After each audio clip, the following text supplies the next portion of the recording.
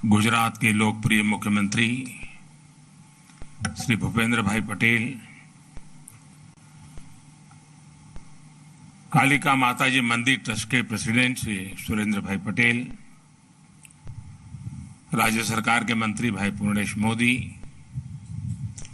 या उपस्थित सभी वरिष्ठ पूज्य संतगण, सभी श्रद्धालु साथी, देवी और सज्जनों, आज कई वर्षों के बाद पावागढ़ मां काली के चरणों में आकर के कुछ पल बिताने का, आशीर्वाद प्राप्त करने का सौभाग्य मिला। मेरे लिए जीवन की बड़ी धन्य पल है।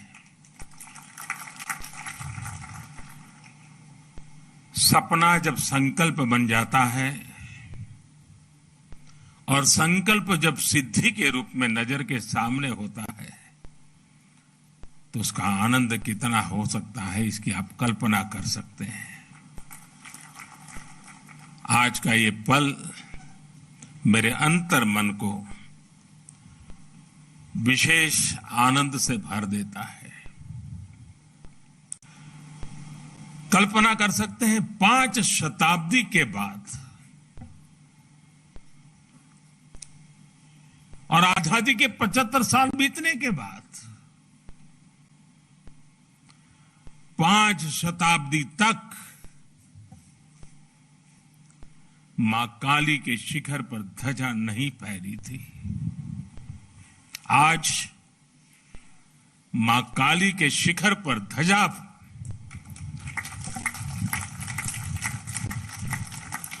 ये पल हमें प्रेरणा देती है, ऊर्जा देती है और हमारी महान परंपरा और संस्कृति के प्रति समर्पित भाव से जीने के लिए हमें प्रेरित करती है। आज से कुछ ही दिन बाद इसी महीने के अंत में गुप्त नवरात्रि शुरू हो रही है। गुप्त नवरात्रि से ठीक पहले पावागढ़ में मां काली का शक्तिपीठ महाकाली मंदिर अपने भव्य और दिव्य स्वरूप में हमारे सामने है। शक्ति और साधना की यही विशेषता होती है।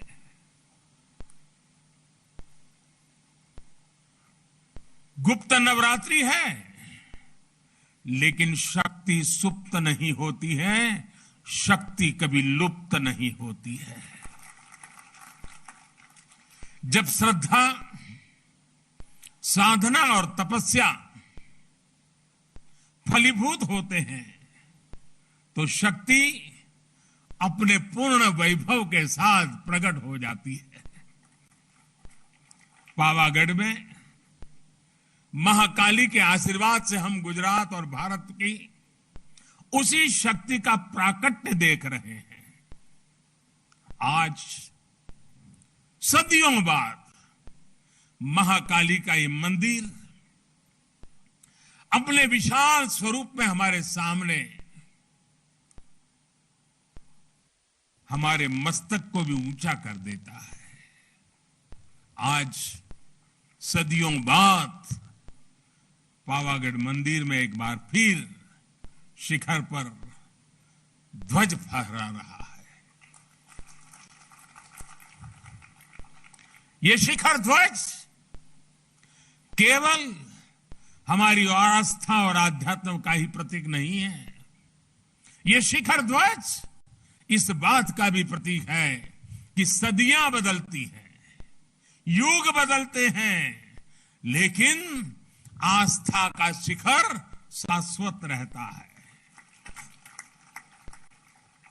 भाई और बहनों, अयोध्या में आकर आपने देखा होगा भव्य राम मंदिर आकार ले रहा है। काशी में विश्वनाथ धाम हो या फिर मेरे केदार बाबा का धाम हो। आज भारत के आध्यात्मिक और सांस्कृतिक गौरव पुनर्स्थापित हो रहे हैं। आज नया भारत अपनी आधुनिक आकांक्षाओं के साथ साथ अपनी प्राचीन धरोहर को भी, अपनी प्राचीन पहचान को भी उसी उमंग और उत्साह के साथ जी रहा है। हर भारतीय उस पर गर्व कर रहा है। हमारा ये आध्यात्मिक स्थल हमारी श्रद्धा के साथ साथ नई संभावनाओं के भी स्रोत बन रहे हैं। पावागढ़ में मां काली का मंदिर का पुनर्निर्माण हमारी इसी गौरव यात्रा का एक हिस्सा है। मैं इस अवसर पर मां महाकाली के चरणों में नमन करते हुए आप सभी को हृदय से बहुत बहुत बधाई देता हूं। आज का ये अवसर सबका साथ, सबका विश्वास और सबका प्रयास का भी प्रतीक है। साथियों, अभी मुझे मां काली मंदिर में ध्वजारोहण और पूजन अर्चन का सौभाग्य मिला है। मां काली के दर्शन करते समय मैं सोच रहा था कि आज मां काली के चरणों में आकर क्या मांगू। मां काली का आशीर्वाद लेकर इतिहास गवाह है, स्वामी विवेकानंद जी मां काली के आशीर्वाद लेकर के जन सेवा से प्रभु सेवा में लीन हो गए थे। मां मुझे भी आशीर्वाद दे कि मैं और अधिक ऊर्जा के साथ और अधिक त्याग और समर्पण के साथ देश के जन जन का सेवक बनकर उनकी सेवा करता रहूं। मेरा जो भी सामर्थ्य है,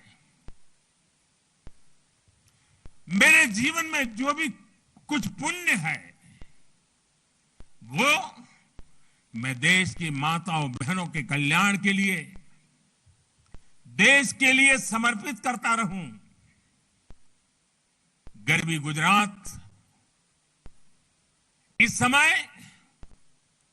इस गरवी गुजरात की धरती से, मां काली के चरणों से मैं देश की आजादी के अमृत महोत्सव का भी स्मरण करता हूं। साथियों, गुजरात ने जितना योगदान देश की आजादी की लड़ाई में दिया है, उतना ही योगदान देश के विकास में भी दिया है। गरवी गुजरात भारत के गर्व और शान का पर्याय है। गुजरात ने भारत के व्यापार का भी नेतृत्व किया और भारत के आध्यात्मता का भी उसे संरक्षित करने का पूरा प्रयास किया। सदियों के संघर्ष के बाद जब भारत आजाद हुआ तो हम गुलामी और अत्याचार के घावों से भरे हुए थे।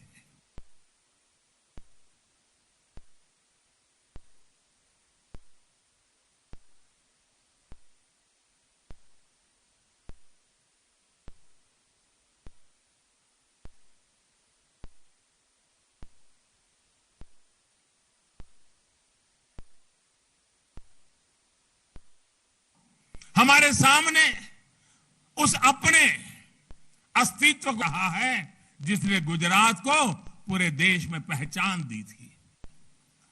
आज जो ध्वजा फहराई गई है वो केवल महाकाली मंदिर की ध्वजा नहीं है, बल्कि गुजरात और देश के सांस्कृतिक गौरव की ध्वजा भी है।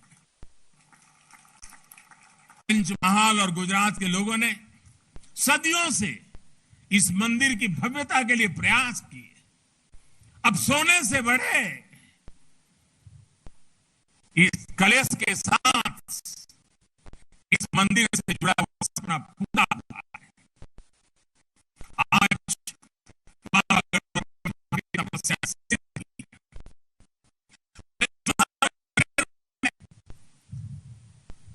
पुराना तो मुझे याद है, आज की परंपरा मुझे उतना पता नहीं है, लेकिन जो पुराना मैं जानता हूं, जब भी कोई शादी विवाह होता था तो इस मंदिर में सबसे पहले भक्त आकर के शादी का जो निमंत्रण पत्र होता था वो मां के चरणों में रख देता था। और मुझे पता है उस समय तो जो यहां पुजारी और पंडित लोग हुआ करते थे, वो शाम की आरती के समय दिन भर जितने ऐसे निमंत्रण आए हैं उसको पढ़कर के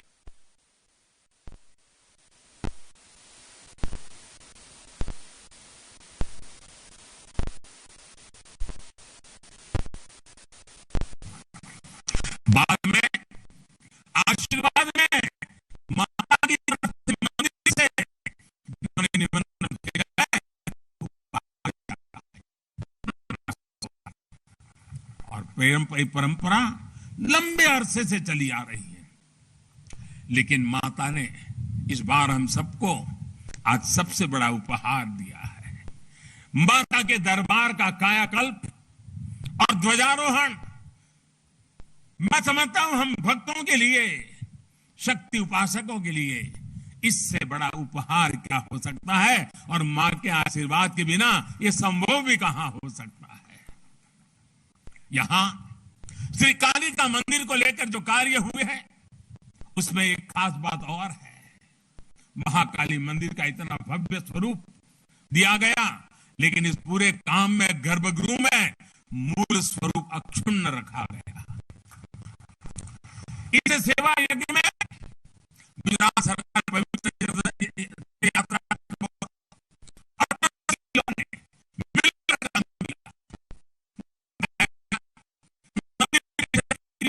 परिक्रमा के लिए, अभी सुरेंद्र भाई बता रहे थे, दूधिया तालाब और छासिया तालाब को जोड़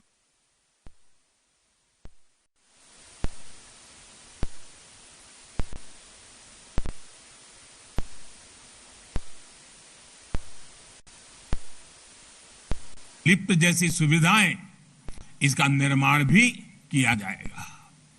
साथ ही माची के पास अतिथि गृह और मल्टी लेवल पार्किंग का निर्माण भी होगा।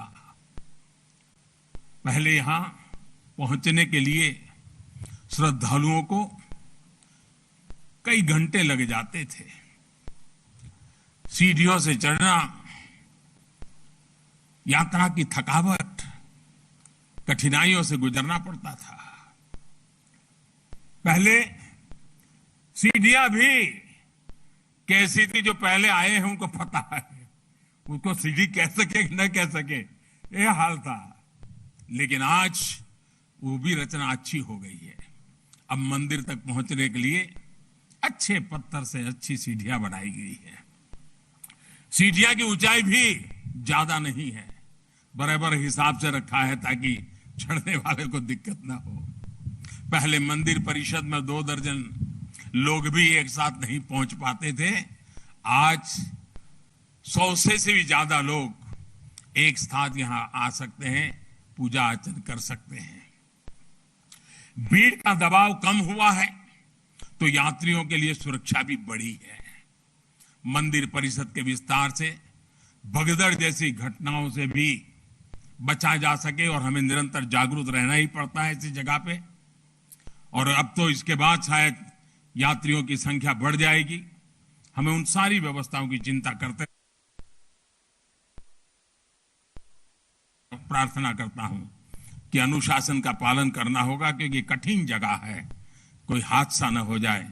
पहले कई बार हादसे होते थे, बड़ी चिंता सताती थी, लेकिन मां के आशीर्वाद से फिर गाड़ी चल पड़ती थी। मैं चाहूंगा हम उस अनुशासन का भी पालन करेंगे, क्योंकि कठिन स्थान है, ऊंचा स्थान है, कठिनाइयों के बीच काम करना होता है। तो हम जितना अनुशासन का पालन करेंगे, यात्रा भी अच्छी होगी, मां के आशीर्वाद भी प्राप्त होंगे। पहाड़ी के ऊपर जो दूधिया तालाब है उसे भी डेवलप किया जा रहा है। इस तालाब के चारों तरफ एक परिक्रमा सर्कुलर पथ बनाया है। इससे भी लोगों को काफी आसानी हुई है। मां महाकाली के चरणों में आकर हमें बार बार उनके आशीर्वाद प्राप्त करने के लिए, लेकिन पहले पावागढ़ की यात्रा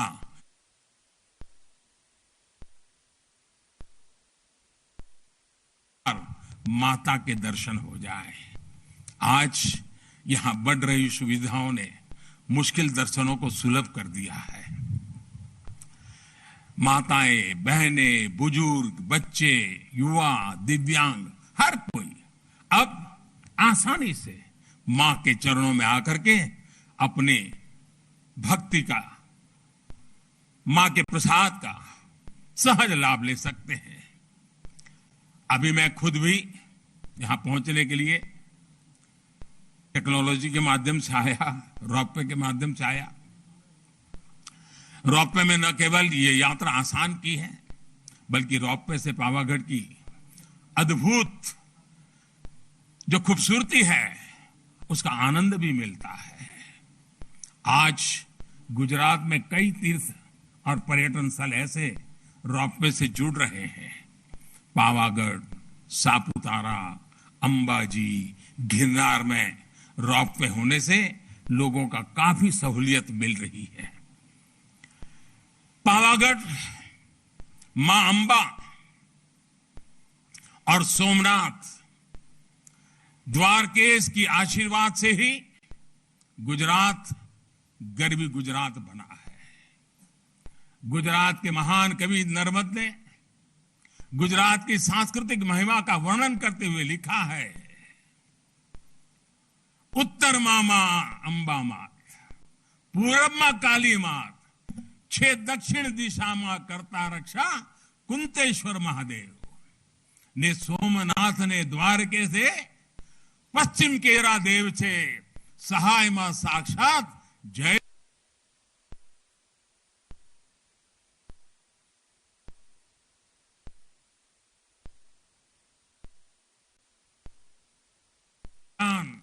आसमान छू रही है। कवि नर्मद ने गरवी गुजरात की पहचान के रूप में जिन सांस्कृतिक केंद्रों का नाम लिया है, आज वो सभी तीर्थ एक नई विकास यात्रा पर और मंदिरों के विकास में आधुनिक तकनीक का इस्तेमाल किया जा रहा है। सभी तीर्थों पर यात्री सुविधाओं का विकास किया गया है। गुजरात के तीर्थों में अब दिव्यता भी है, शांति धान भी है, संतोष भी है, और इससे बड़ा सुख क्या हो सकता है। अगर माता के ही मंदिरों की बात करें, शक्ति के सामर्थ्य की बात करें, तो हम गुजरात के लोग इतने भाग्यवान रहे हैं। और मां शक्ति की पूजा करने वाले भक्तों के लिए गुजरात में तो पूरा एक शक्ति चक्र है, एक शक्ति रक्षा चक्र है। गुजरात का रक्षा कवच के रूप में वो काम कर रहा है। गुजरात के अलग अलग क्षेत्रों में विराजमान शक्ति रूपेण माताएं गुजरात का निरंतर आशीर्वाद देती है और गुजरात की रक्षा करती है। बनासकांठा में मां अंबाजी, पावागढ़ में मां काली, चोटीला में चामुंडा मां, ऊंझा में उमिया मां, कच्छ में के माताजी नो मढ़ आशापुरा मां, नवसारी के पास उनाई माता, डेड़िया के पास देवमोगरा मां, भावनगर के पास खोडियार मां, महसाना के पास बहुचर मां, उधर हमारे खोड़ल धाम, उधर उमिया धाम, गिरनार के ऊपर अंबा मां।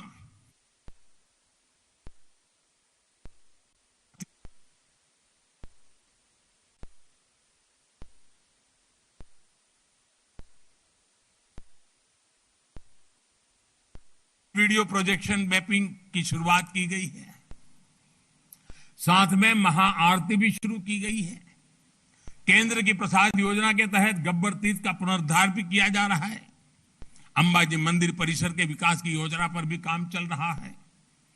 कोटेश्वर महादेव मंदिर, रिंछड़िया महादेव मंदिर जैसे पुण्य स्थानों का विकास भी किया जा रहा है।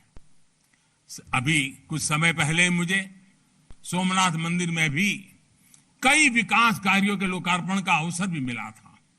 द्वारिका में भी घाटों, यात्री सुविधाओं और मंदिरों के सौंदर्यीकरण पर भी काम किया गया है। पंचमहाल के लोगों से मेरा आग्रह होगा, बाहर से जो भी श्रद्धालु यहां दर्शन करने आए, उनको आप अपने राज्य के इन सभी स्थानों पर जाने के लिए जरूर कहिएगा। माधोपुर में जहां भगवान श्री कृष्ण और रुक्मिणी का विवाह हुआ था, वहां रुक्मिणी मंदिर का पुनर्विकास भी किया जाएगा। अभी अप्रैल के महीने में जैसा भूपेंद्र भाई ने बताया, हमारे राष्ट्रपति जी ने माधोपुर गेट मेले का उद्घाटन करके वो स्वयं यहां आए थे। तीर्थों का ये विकास केवल आस्था के विकास का विषय तक से ही सीमित नहीं है, बल्कि हमारे तीर्थ समाज की गतिशीलता और राष्ट्र की एकजुटता के भी एक बड़े महत्वपूर्ण जीवंत प्रतीक है। इन तीर्थों और मंदिरों में आने वाले श्रद्धालु अपने साथ कई नए अवसर भी लेकर आते हैं। किसी भी क्षेत्र में पर्यटन बढ़ता है तो रोजगार भी बढ़ता है, इंफ्रास्ट्रक्चर का भी विकास होता है। हमारे तीर्थ यात्रियों को स्थानीय संस्कृति से तो परिचित करवाते ही हैं, स्थानीय कला, कौशल, शिल्प का भी प्रचार प्रसार होता है। हम सभी इस बात के गवाह हैं।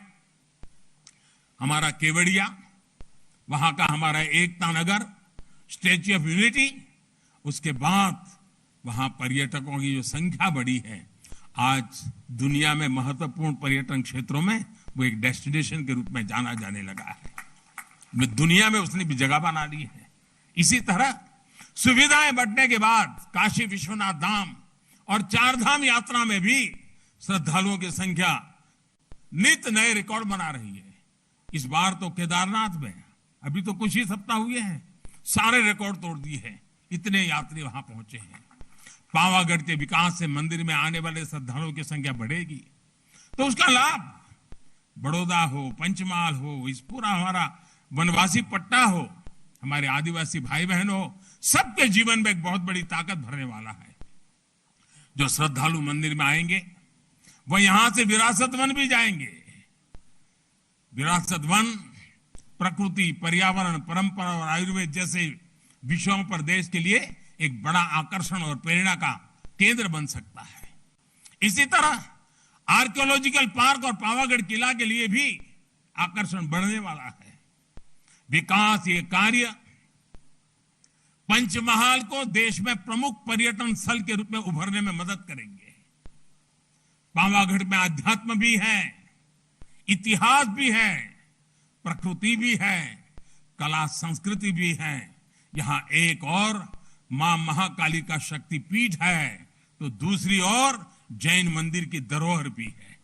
यानी पावागढ़ एक तरह से भारत के ऐतिहासिक विविधता के साथ सर्वधर्म समभाव का केंद्र रहा है। यूनेस्को ने चांपानेर के पुरातत्व स्थल को विश्व धरोहर वर्ल्ड हेरिटेज के रूप में इस साइट को दर्ज किया हुआ है। यहां बढ़ता हुआ पर्यटन यहां की पहचान को भी और मजबूत करेगा। पंचमहाल में पर्यटन की संभावनाओं के साथ साथ यहां के युवाओं के लिए बड़ी संख्या में नए अवसर तैयार होने वाले हैं।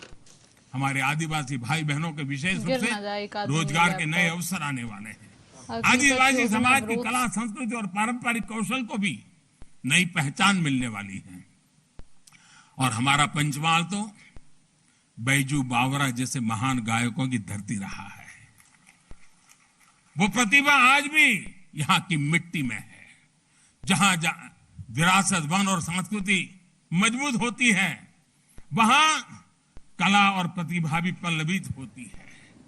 हमें इस प्रतिभा को भी उभारना है, नई पहचान भी देनी है। चांपानेर वो जगह है जहां साल 2006 में गुजरात का गौरव बढ़ाने वाली ज्योतिर्ग्राम योजना की शुरुआत हुई थी। मैं जब मुख्यमंत्री